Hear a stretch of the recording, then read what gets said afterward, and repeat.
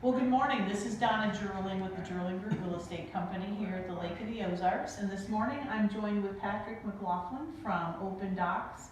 And welcome and thank you for letting me stop by your business. Patrick, if you could tell me a little bit about your company, how long you've been doing this, how this all came about. I'd love to hear a little bit about yourself and your business. So my name is Patrick McLaughlin, owner at Open Water Dock Company.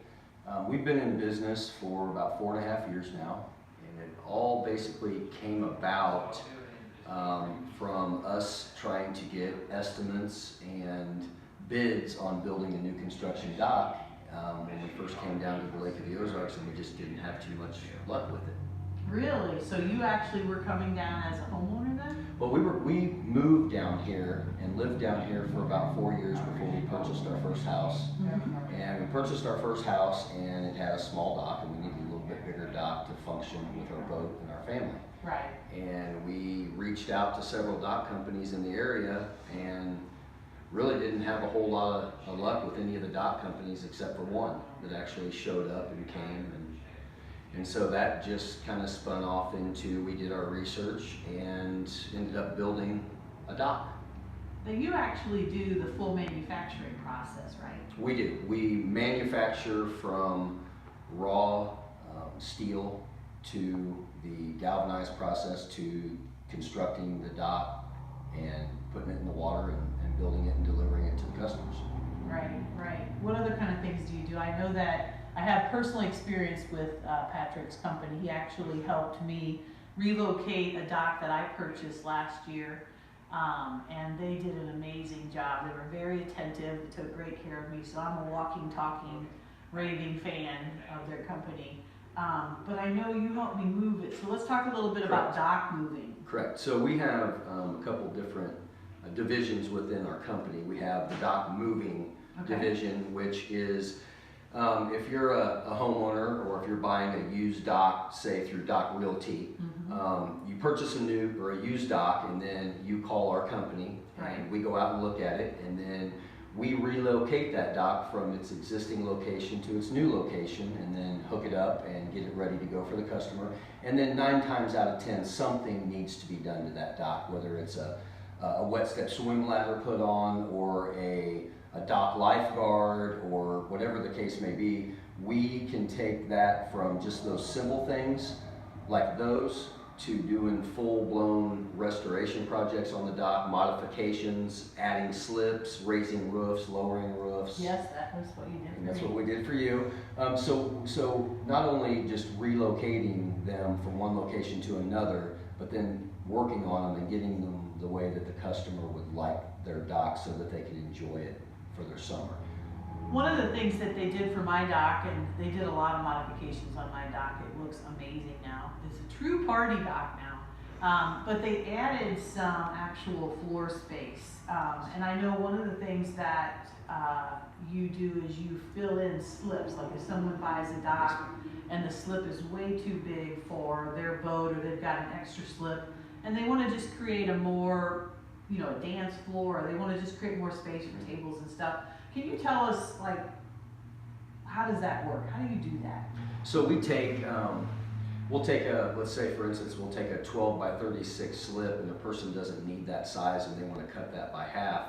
We'll take just raw angle iron in our shop, in our manufacturing facility, and we'll actually manufacture dock frames and then bring them to the location, install them. So you float them over? We float them in. That's pretty cool to watch, by the way. We'll bring them in on a trailer with floats already underneath them. We'll drop them in the water, and we'll push them over to the house. We'll get them inside the slip, install them, put new concrete pads on them, and bolt them in or weld them in, whatever the customer prefers.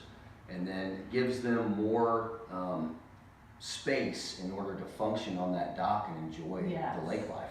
Well, it creates another living space, right? It's like an outdoor kitchen without a grill. I mean, it's like, well, some people do have grills on their dock, which is a little scary, but the other thing that you did for me on my dock, which I thought was great, is the underwater bracing. Can you talk about that a little bit? Because some people may be new to the lake here and they really don't understand what they should or shouldn't have on their dock. So Let's talk about underwater bracing. Sure. Isn't that an interesting subject matter for this morning? Right. So underwater bracing, a lot of docks that are in the back of coves and so forth may not need it, but like in your area, right off the main channel, you're back in the cove a little ways. But underwater bracing is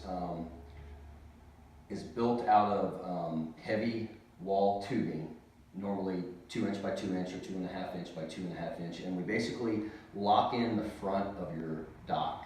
So we'll cut it to fit and manufacture it in our facility here, and then have it galvanized, and then we'll drop it in the water, and we'll basically put legs on it and then tie it in together, creating, so to where that's totally not flexible on the front of your dock. And when those big boats come by, it's all tied in and locked together, so your fingers on your dock aren't going to move and rotate and flex and break.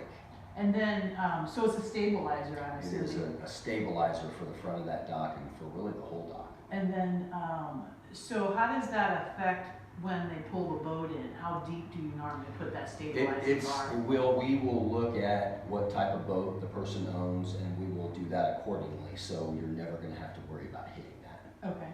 It's Okay. down in the water. And then you taught me something interesting.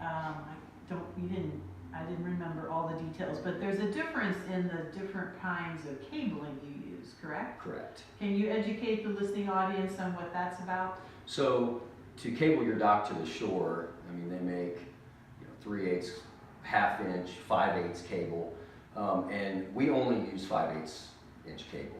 Why is that? It's the thicker cable because you're on the Lake of the Ozarks. It's like the ocean, and when docks get moving around, I mean, they really need that thicker, stronger cable on them. Right. And ½ inch cable just doesn't do the job. Now you said there was different types of cable too that you preferred to use, not only the bigger cable, but there was a... Yeah, there's American cable, Korean cable, Chinese cable, and we prefer the Korean or the American cable over the Chinese cable. I think it lasts longer. It just lasts longer. Yes, ma'am.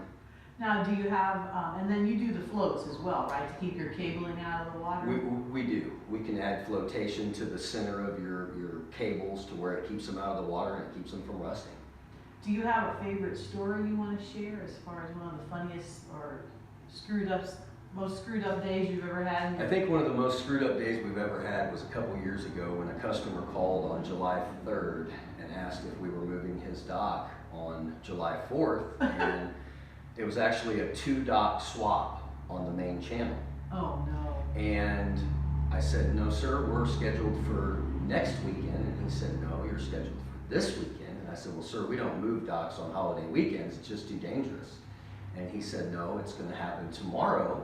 You promised me it was going to happen. And he got his dates confused.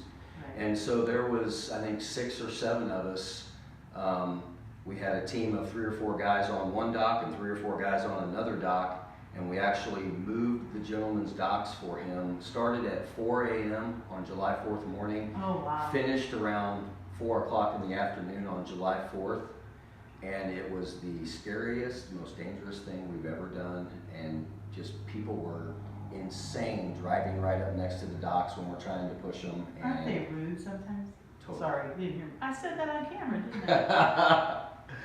It's one of our biggest issues that we have when we're moving a dock down the lake is boaters. So listen to this message, listening Yes. audience. Please be courteous to your dock movers because it's extremely rough. It is, and it's a dangerous job. And boaters will come up and buzz the docks as we're moving them and splash water up over the sides, and they don't realize that those docks can sink that way.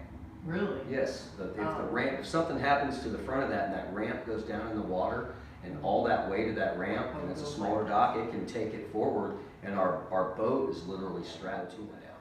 Well, I'm going to tell a little funny story. When I first started, I've been coming to the lake since I've been 8, but I remember driving across, the first time I saw a dock being moved, was in 2007 when I bought my full-time residence up here. And I'm driving across the community toll bridge, and I see a dock, and I'm like, holy crapola, a dock broke loose. And then I realized, oh no, they're just moving the dock from place to place. So be courteous to your dock movers and your dock builders. And you want to share with us your main phone number and your website, so if someone wants to reach you, how they can get a hold of you. Sure. It's the website is openwaterdocs.com, and the telephone number is 573-280-8299.